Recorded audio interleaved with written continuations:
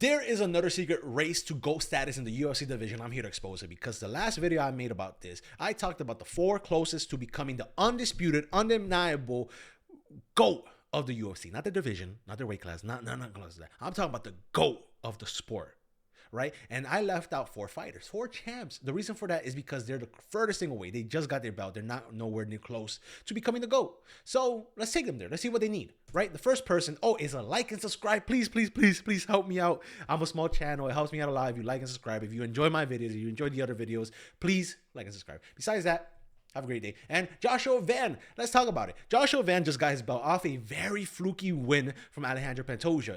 It came off an injury. It wasn't a dominant win. It wasn't even a quick knockout fluke. It was a weird arm injury, right? It has a bad taste in our mouth. So the first thing we want to take Joshua Van to GOAT status is to get that fight back. Run it back, get that win, and make it known that you would have won the first fight. That's really important because right now he's kind of a paper champ, email champ, whatever you want to say. He has not proven that he deserves to be champ yet, and we have to do that with this fight. Next one has to be a Tatsuro Taira win, a Manel Cap win, and then you know what? Those are 3 great names, but you're nowhere near close to being even the flyweight GOAT.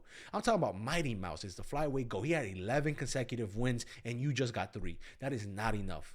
That is not enough. So you need a Kyo Haraguchi. You need a winner of Brandon Moreno versus Loner Kavanagh. You need a bunch of more names, a couple bums, a couple good names, a couple rematches in the flyweight division, and then you still won't be the UFC GOAT. I'm talking about you need so much. Now, Joshua Van is 23, I think, right? Something like that. He's very young in his age. He's very early in his career. Can he do it? Maybe, right? We won't talk about that yet, but he has to get 11 more fights in to become the GOAT of the division, and then he might still not be the GOAT of the UFC, right? So what would it take for him to be the GOAT of the UFC, not the division? We have to take the risky path. I'm talking about he has to get that lick from Alejandro Pantoja. He has to beat Tatsuro Taira and then Manel Cap. And then he has to move up and beat Peter Yan for the second belt, defend it against Merab, and defend it against Umar. And that is a lot to do. I'm talking about UFC GOAT. I'm talking about better than Islam Makhav's resume. I'm talking about better than Mighty Mouse resume. I'm talking about better than Khabib. I'm talking about Jones. You got to blow these people out the water. That's why you have to have these crazy names. These are not bums. Umar is a name that's going to age better and better in your resume as time goes on. Merab is currently the bantamweight GOAT, right? He's the bantamweight GOAT, and if not, you have Peter Yan there, bantamweight GOAT. So you have 2 guys who might be the bantamweight GOAT in your resume. That's going to be amazing. You have Manel Cap, who's always been a star, who's going to be a star. Tatsuro Taira, who's young in his own right, who's probably going to age better in your resume, and then Alejandro Pantoja, the second best flyweight in the division or in the history, right? So you have to really rack up the names with quantity and quality, a little bit mixture of both, to be considered the GOAT of the UFC. Now, the likeliness of this happening is very low. I love Joshua Van. I'm a big fan of him. He's still young. He still has a lot to improve, but Jesus almighty, you have to beat Alejandro Pantoja first to prove you're a champ worthy, right? If he fights Tatsuro Taira first and before Pantoja, it doesn't make you champ. You just beat another contender, right? But it counts the defense so great. But he has to beat Alejandro Pantoja, which is a big asking for. And then Manel Cap, who is a big asking for. He knocked out Randy Royval.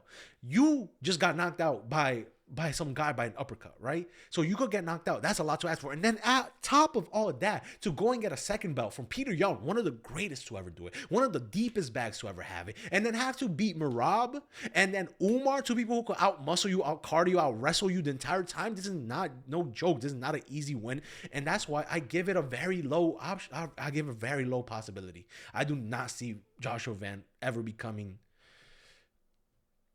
UFC flyweight GOAT in general. That's such a lot to ask for from one young man. Can he do it? Yes, you could prove me wrong. He could get 10, 11, 12, 15 title defenses in flyweight, and I think that would make him the GOAT if we're going for quantity, not quality. Next one, Peter Yan. Peter Yan just got his belt from Merab, and Peter Yan is a little weird also because he has Holtzy out on his resume. He has Faber in his resume. He has Sandhagen in his resume. He has Song Yadong in his resume, Figgy, and Merab now. That, without being a champ, that is a great, phenomenal resume you already have before you got the belt. Some of this, I know he had the belt already, but a 2 times belt holder in the bantamweight division, where this is your resume, you're not that really that far away from being a flyweight GOAT. I mean, where does Lucas Tracy have him at? Number 9 or something like that? You're not that far away. You just need a couple more wins. Now let's talk about it. He needs that rematch with Merab Dvalishvili. Let's make sure you get the who people might consider the bantamweight GOAT in your resume once again. Let's prove it. Right? Then we need a lick back from O'Malley. We need to get that win back because it might have been a robbery. It might have wasn't. It might have was not. Maybe not. It doesn't matter. We need to get that win back. We need to prove where to go, right? And then we need a Umar because again, Umar is gonna age so well in somebody's resume. Umar is young. He's a good wrestler from a great team. He is gonna do nothing but just fine wine your resume, right? And then this will be his resume. 9 good wins. Would that take you to GOAT? Maybe not. I think this would do a lot for him, but I don't think it would take him to GOAT. Now, I think the issue is with the UFC is that if you want to be GOAT, I think the best way to do it or the fastest way to do it is by getting 2 belts. Now, let's talk about it because as we have the picture here, let's see who's GOATs. John Jones, GSP. Those are people's likeliness of having as the top 1 GOAT. Right? Whoever you choose is up to you, but they both have 2 belts from 2 divisions. And then we have Nunes, who's the women's GOAT. Then we have Ilia Topuria, who is close to a GOAT, 2 or 5 fights away from a GOAT. And then Alex Pereira, who is probably 2 to 3 fights away from being the GOAT. If he gets a 3rd belt, he's the GOAT. So having a 2nd belt, while I don't think is a requirement, I think the alternative is a much longer, harder road to take. And that's getting a lot of defenses. Mighty Mouse is a GOAT to a lot of people, if not top 3, top 5, top 10, maybe, depending on where Lucas Tracy puts him. But he had 11 consecutive title wins. And then we have someone like Anderson Silva, who people don't even consider him the GOAT, but he had 17 over, taxi drivers and bums, right? But, you need to take a long way. And then I just don't think Peter Yan has that. So he has to get the 2nd belt from Volk. And then I still think he might have to defend it once, twice, 3 times. I don't know. But he has to defend it against some killers to really prove himself that, he is the best UFC fighter. I don't know how many defense he needs. You guys can let me know down below. But I think he needs to defend the belt. I think that's very important. I think it's already an achievement to get the 2nd belt. I think it's even more of an achievement to defend it, right? Now, the problem with that, the likeliness is very low. I'm talking about he's 33 years old. He's very injury prone. His hands was broken versus Merab in the first fight. His leg was broken versus Sang Yadong, or his pelvic bone broke or something like that. Something crazy. He's very injury prone, so he might not go far. Also, he's very short. I think he's 5'7" for bantamweight, which used to not be small, but now it is when you have Sean O'Malley, who's 5'10", 5'11". And if you want to go up a weight class, you're fighting people like Diego Lopez, who right here next to Rampage Jackson, 5'11". This used to be a light heavyweight. Give Diego Lopez some creatine, that Islam Makhachev creatine, and he'll match that body weight. He'll match that division, right? You're not fighting smaller people who you could out grapple or stuff like that. You could outrange and out strategic. Now you're dealing with people who have physical advantages over you. Yeah, you have lighter man skill, but you're talking about a fraction of your percentage weight in muscle, in height, in bone density above you, and it's gonna be a much harder fight. That's why I think it's very low. And then you have to be Alexander Volkanovski, if not Evloev, and if not Murphy. Those are not easy fights to win. That's why I have it very low. Can he go on and like Joshua Van and just get 11 consecutive wins? Maybe because the bantamweight division is a tough competitive division, but it's also the top 5 are the best, right? Umar, Merab, Sean O'Malley, Sandhagen. If you get through those, you could probably get through everybody else. That's kind of like that. So he could reign for a long amount of time, but again, being 33, being injury prone, and then just, I don't know if that still makes you a GOAT. If you could get 3, 4 more title defenses, you need to go for a long time, probably 8 more, son, right? So it's kind of hard to say. I still think it might be mid if he just stays in his division and racks up title defenses. He could do that, but Umar is not an easy fight, and Merab would never be an easy fight. And then Sean O'Malley on the feet is tough. He's fluid. He's very straight. Punches are very damaging. So I still think it's very low, maybe too low. Maybe I don't know how you guys see it. Let me know down below. But next one, Hamza Chimaev. Now Hamza Chimaev is so weird. Because Hamza Chimaev, I could honestly see him dominating light heavyweight and middleweight for a long time. The problem with that is that he fights once a year, which is, I talked about my gripes with it, my nuances with it. And I'm not a big fan of it because every year he fights once, right? That allows the competition to get better at wrestling, get better at takedowns, defense, better at submission defense. And it also gives Father Time a chance for him to get slower as he ages. It gives Father Time, makes him slower, more heavier, so it makes the weight cuts like harder, right? So it kind of is a detriment to be fighting once a year. And he's 31 years old. So you think that he's okay, he's young, right? But he's turning 32 by the time he fights Imavov. He's May 1st. He might be leaving out Ramadan or whatever. I don't really know when that ends, but he'll be eventually joining that camp at 32, and he'll fight at 2026. You're 32 years old against Imavov. So let's talk about it. How many fights does he have left if he fights once a year? Because it's 1-on-1 ratio. So he might have 5 more years left, 5 more fights left. And the problem with that is that you kind of can't reach quality. You kind of can't reach quantity if you only have 5 fights left. So let's make it a little bit of both. But let's talk about quantity first, right? So the long way is that quantity. And if he fights once a year, that means Imavov at the age of 32 in 2026 this year. Next year, he fights the winner, Sean Strickland, Anthony Hernandez. Whoever, if it's Sean Strickland, then he gets another win, another champ under his name. And then 34 in 2028, like that's kind of like the thing I'm talking about, where it's kind of weird, where I gotta really look into the future and see where people are going to be at. So the only 2 people who are champs aside of Sean Strickland is Israel Adesanya and DDP. He already beat DDP, so maybe Israel Adesanya, if he wants to get like a win, like if this will be the equivalent of Usman fighting Islam Makhachev, you know what I'm talking about, where it's like, oh, he is a high value name, that name holds a lot of weight, but he's not really in his prime yet, but he's still a killer, he's still competitive. And he might want to do that. The problem is that Israel Adesanya is going to be 38. And he might be retired. He might not even be in the rankings. So can we really ask for that? I don't think so.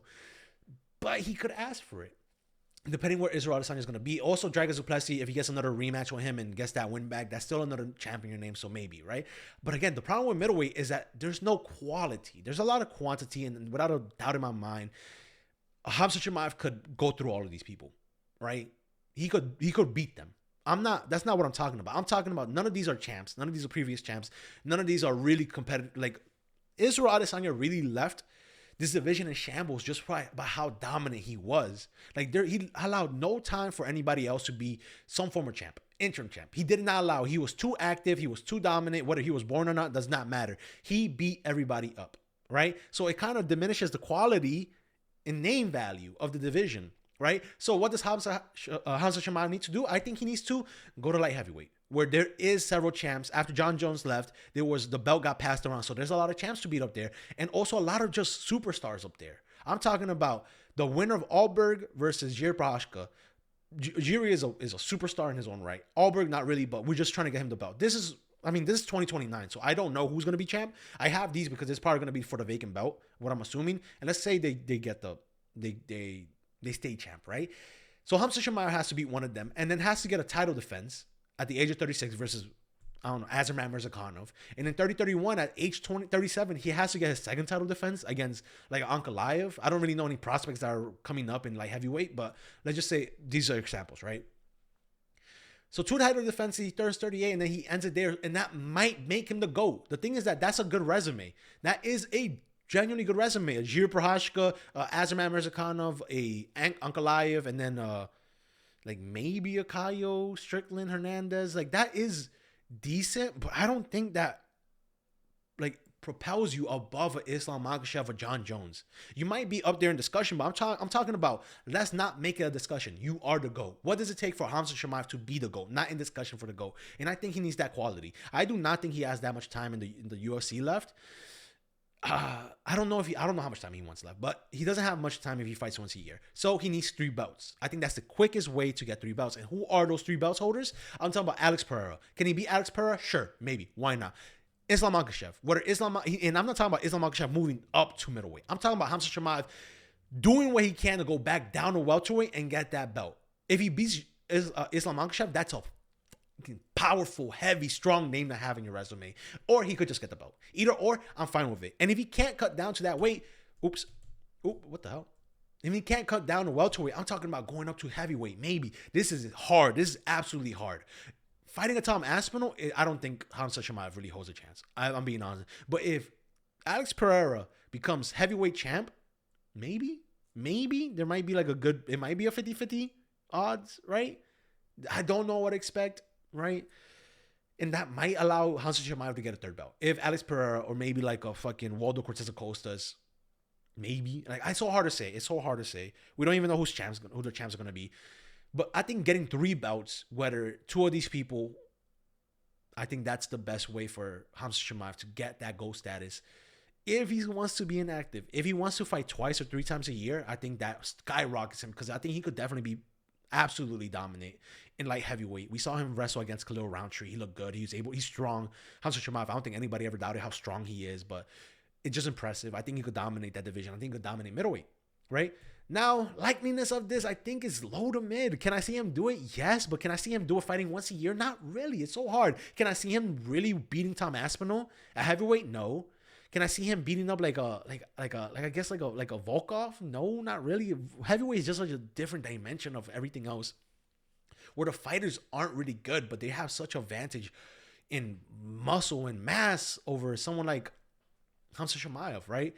Middleweight, and then I don't think he could cut down to welterweight. I don't think he could cut down to welterweight, but I think he does have a chance at light heavyweight. But even then, if he fights once a year, he ends his career at 37, which is a little early for light heavyweight nowadays. But if he wants to end it there, 6 fights, I don't think that's enough to make you the guaranteed GOAT. You have to go a little bit more over that, right?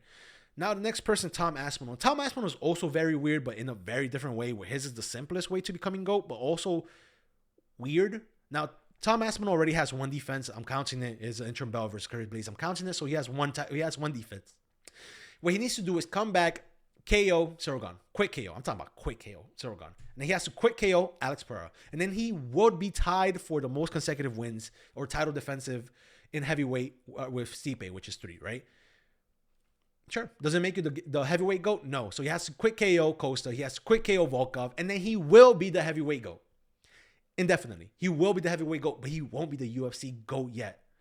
Now, the problem with this is, and what I'm saying is the simplest, but also the hardest, is that he doesn't really have the option to go down in 205.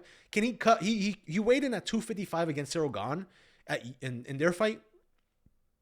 So can he cut 50 pounds? Yes, maybe, but will that leave him like just skeletonized, very compromised going into in there versus a Yuri Prochazka, Alex Pereira versus Ankalaev? Yeah, I think that's gonna do like detrimental damage to him if he's able to cut 50 pounds, water, muscle. If he just leans, if it's fat, maybe. But look, he's lean. He's athletic. He's lean. These are muscle. He has abs. He's like 11% body fat or something like that, right? He needs to hop on a lot of Ozempic to reach 205, and I don't think he can, and I don't see why he would necessarily. I don't see why he would, besides for a second belt and to prove he's a GOAT. So I'm not even gonna really suggest him going out to get a second belt. I think it's a little asinine if you're asking me, but he has to get quality. I'm talking about a lot of quality. Again, I'm talking about Bam Bam. I'm talking about Fabi. I'm talking about Tubby. I'm talking about Bum. I'm talking about Bum 2. I'm talking about another Bum. I'm talking about you have to beat up everybody in the top 15. You have to do everybody dirty. Quick KOs, everybody. And then how many wins does he need is a little hard. To be the undisputed heavyweight GOAT and then the undisputed UFC GOAT, you need a lot of wins. Because again, Mighty Mouse had 11 consecutive title defenses, right? Anderson Silva had 17, and he's not even a GOAT conversation. Mighty Mouse is, but they don't put him at number 1, undisputed. So how much defenses does Aspinall win is a little weird, because he is undefeated, but in a way where he has a loss. As you can see here, he lost to Curtis Blaydes 15 seconds into the first round. Tom Aspinall blew his knee. He blew his knee out, and that counted as loss. Although, I don't think it should really count. So, if it doesn't count, he should be in an 8-fight win streak. But it does count, so it's 3-fight win streak, right? So, you could judge it however you want. But I think Tom Aspinall might need something like a lot. Like, if he beats everybody here, the only 2 people that have good names is Alex Pereira, Ciryl Gane. And I think, like, those are really elite names. And then you have second tier is Volkov, Costa, Sergey. And I think everybody else is bummed. So how much defenses he need? I say like 10. I honestly say 10 defenses. This is 10. And I don't know if it makes you the GOAT yet. I don't know how much defenses he needs. And then the other thing about Tom Aspinall is that, does he even want to stay? That's why I have it mid to high. Can he do it? Yes. I absolutely believe in Tom Aspinall's ability to get through Gane, Pereira, Tai. I believe he could beat every top 15 there is in the UFC heavyweight division. But because it's such a weak division. So do we really count it that high? The competition is low. And on top of that, does Tom Aspinall even want to stay that long? If he fights 3 times a year and has to get 10 wins, that's 3 years plus a little bit. And then say he makes $2 million for that. He'll make something, 20 mil? If he makes 30 mil for 10 title defenses, right? Francis Ngannou made that in 2 fights in boxing. Why would Tom Aspinall not want to leave? Why would he? Why would he not do in 2 fights what he could do? Like, why would he do in 10 fights, 30 mil, 20 mil, what he could do in 2 fights? If he leaves the UFC, that's why I kind of think he's gonna leave the UFC sooner than later. Go into boxing, say he fights Ngannou, gets 10 mil. That's already like 5 fights he's not taking damage from. He's not having a training camp. He's not getting injured for it. So I could see the potential of Tom Aspinall doing it without a doubt. But the likeliness of him wanting to do it is not likely, especially since he's been talking about leaving already, being the goal of heavyweight and then dipping, which I'm not mad about. Let him do what he wants to do as his career.